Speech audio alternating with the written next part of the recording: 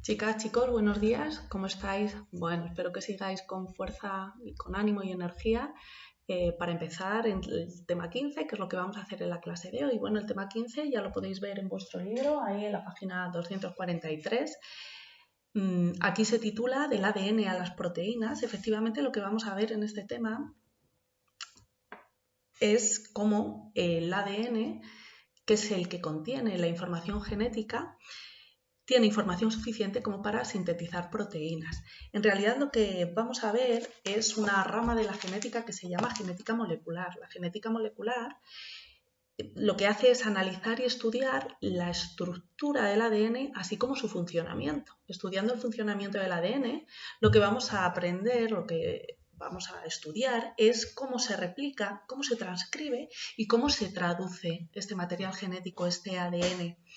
Bueno, os podéis imaginar que la genética molecular fue una rama de la biología de la genética que no se pudo desarrollar hasta que Watson y Crick determinaron cómo era la estructura del ADN, ya sabéis, a mediados de los años 50 del siglo pasado, a mediados del siglo pasado.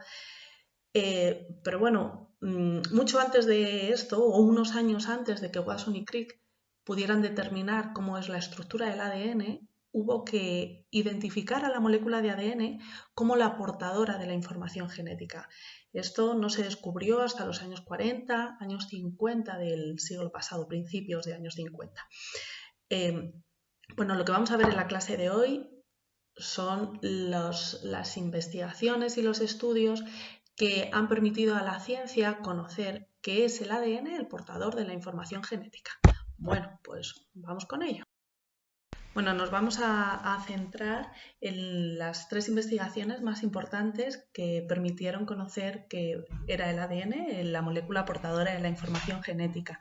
Por una parte, hablaremos sobre un experimento desarrollado por un médico inglés en 1928, Frederick Griffith.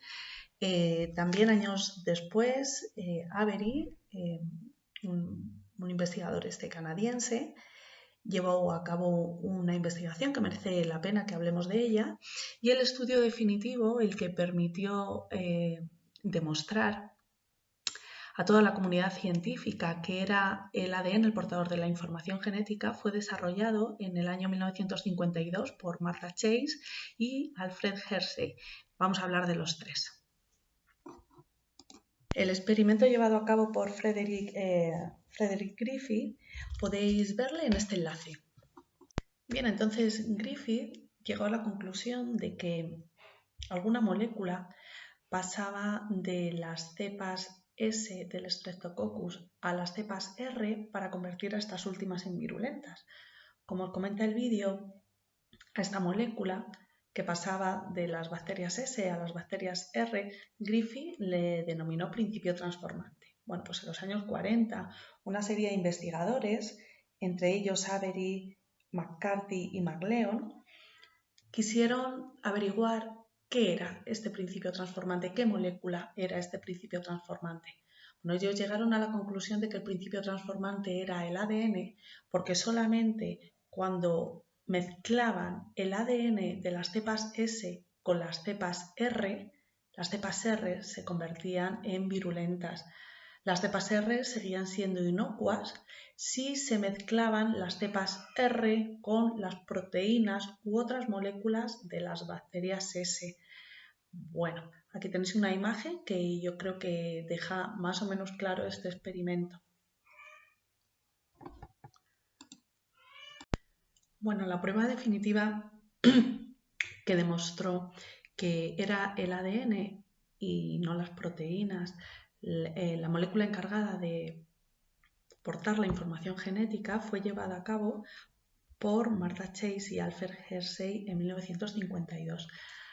Hasta los años 40, hasta el desarrollo de los experimentos que os estoy contando, la ciencia pensaba que, bueno, o eran las proteínas o era el ADN los portadores de la información genética, pero se pensaba que quizá fueran las proteínas mejores candidatas para aportar la información genética porque se pensaba que tenían mucha más diversidad que el ADN. Hoy sabemos que no es así. Bueno, pues todavía a principios de los años 50, a pesar de las investigaciones de Avery y colaboradores, gran parte de la comunidad científica seguía pensando que eran las proteínas y no el ADN las portadoras de la información genética, y fue el experimento que os voy a contar a continuación el que demostró definitivamente que era el ADN y no las proteínas el que portaban la información genética. Bueno, antes de pasaros a contar el experimento, debemos tener claros algunos conceptos. Esos conceptos son, por ejemplo, ¿qué es un fago? Es importante que sepamos qué es un fago, en concreto el fago T4, porque fueron fagos T4, los que utilizaron Martha Chase y Hersey en sus investigaciones, en sus experimentos. Entonces, bueno, yo os recuerdo, quizá de otros años lo sepáis, que un fago es un virus que infecta a bacterias. Recordad que los virus son estructuras, son organismos que para reproducirse tienen que introducir su material genético dentro de otra célula. Ese material genético, el material genético vírico, cuando está dentro de la célula, es replicado, transcrito y traducido por la célula a la que parasita, de tal manera que en el interior de esta célula se producen fagos-hijos. Bueno, ya sabéis que los virus se sitúan ahí entre estructuras vivas e inertes. Bueno, no sé si inertes, pero desde luego si son seres vivos muy atípicos porque no son capaces de reproducirse por sí mismos. Necesitan introducir su material genético dentro de otra célula para producir fagos o virus hijos, y esos virus hijos se producen en el interior de la célula a la que parasitan. En muchas ocasiones, lo veremos en el último bloque de contenidos, en muchas ocasiones cuando los virus hijos salen de la célula, rompen la célula, ¿de acuerdo? Bueno, estamos oyendo hablar mucho de los virus últimamente, ¿verdad? Debido precisamente a un virus, el COVID-19, es por el que tenemos que organizar la clase de esta manera. Bueno, os hablaré, en breve prepararemos en el departamento un vídeo en el que os hablemos un poquito más del COVID-19. En cualquier caso, venga, vamos a centrarnos, que me pasa lo mismo que en clase, que a veces me voy por las ramas. Bueno, entonces, Martha Chase y Alfred Hersey desarrollaron un experimento que demostró definitivamente que era el ADN el portador de la información genética, estudiando fagos T4. El fago T4, como veis aquí en la diapositiva, está formado por una molécula de ADN y una cubierta proteica. Y es un fago, es un virus que infecta a una bacteria que es Escherichia coli. Entonces, cuando Escherichia coli es infectada por el por el fago T4, esta se convierte como en una fábrica de fagos T4. ¿De acuerdo? Bueno, pues lo que hicieron Martha Chase y Hersey para llevar a cabo su experimento fue preparar dos cultivos de bacteriófagos.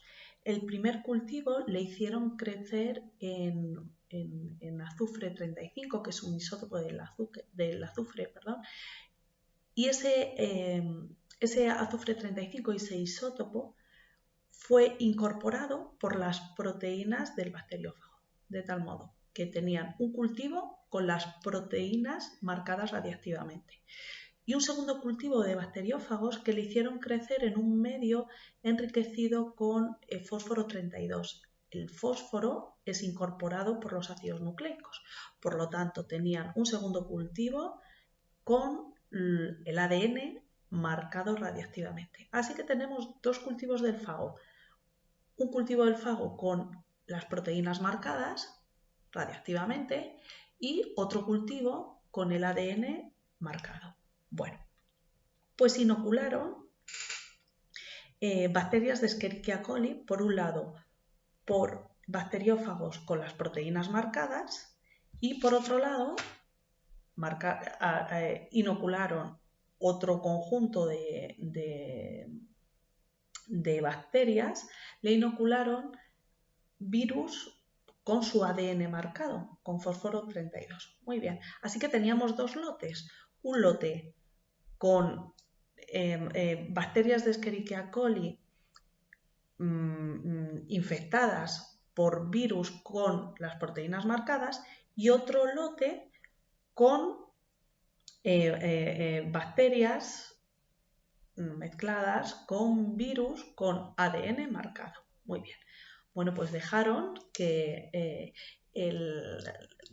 la molécula en cuestión, hoy sabemos que el ADN, se introdujera en el interior de las bacterias y que se produjeran virus hijos. Muy bien. Bueno, a continuación sometieron estos dos cultivos, estos dos lotes, a agitación y centrifugación, de tal manera que en un tubo de ensayo, en cada uno de estos lotes, separaban en el sobrenadante los virus iniciales que habían infectado a las bacterias. Y en la parte de abajo del tubo de ensayo se obtenían las bacterias junto con los virus hijos. Bien, esto en los dos lotes. Bueno, así que tenemos dos lotes. Un lote 1 con Escherichia coli infectada por virus que tienen su proteína marcada. Y un lote 2 con Escherichia coli con virus con su ADN marcado.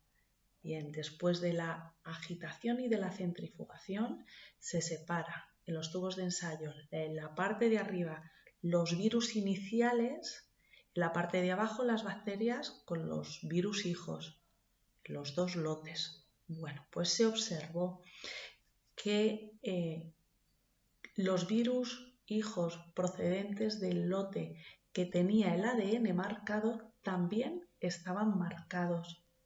También observaron que los virus hijos del lote en el que las proteínas estaban marcadas no estaban marcados, de tal manera que se dedujo que la información que introducía el fago en el interior de la bacteria y que la bacteria asimila como propio y empieza a replicar, transcribir y traducir, sabemos hoy, es el ADN. El ADN se incorpora a los virus hijos, es el ADN, el portador de la información genética, es el ADN, la parte del fago T4 que penetra en la Escherichia coli y que es imprescindible y necesaria para que se puedan formar fagos hijos. Bueno, además de este experimento que os acabo de contar, a lo largo de los años 50 se pusieron de manifiesto otras evidencias de que era el ADN el portador de la información genética. Bueno, ya se sabía a principios de los años 50 que el ADN estaba formado por una pentosa, un grupo fosfato y una base nitrogenada, adenina, guanina, citosina o timina en el caso del ADN.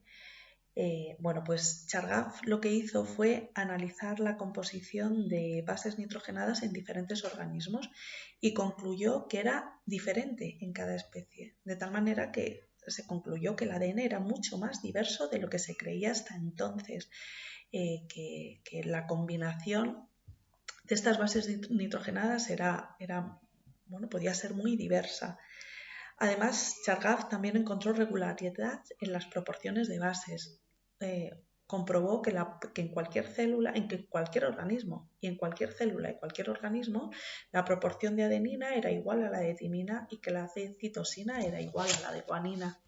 Estableció este investigador lo que hoy conocemos como leyes de Chargaff, que podríamos resumir de la siguiente manera. La proporción de bases nitrogenadas es característica de cada especie. En un mismo individuo, la proporción de bases es siempre la misma, aún en células de diferentes tejidos, ¿vale? Otro de los principios de las leyes de Chargaff es que la proporción de bases púricas es igual a la proporción de bases pirimidínicas en cualquier organismo y en cualquier célula de cualquier organismo, puesto que la proporción de adenina es igual a la de timina y la de proporción de citosina es igual a la de guanina. Es el principio de equivalencia de bases. Bueno, también estableció Chargaff, observó que al aumentar la proximidad evolutiva entre dos especies, aumentaba la similitud entre la proporción de bases. Bueno, otras evidencias, además de las leyes de Chargaff, tales como la observación de que la cantidad de ADN en una célula eucariota justo antes de la mitosis es el doble de la cantidad de ADN de una célula en reposo, bueno, pues hacía suponer que el ADN se distribuía el ADN previamente duplicado se distribuía a partes iguales en las células hijas. Bueno, chicas, chicos, pues esto ha sido todo. Empezamos así el tema 15, seguiremos con otros vídeos, seguimos en contacto a través de Microsoft Teams, el chat y bueno, os iré mandando tareas, ¿vale? Venga, mucho ánimo y a por ello.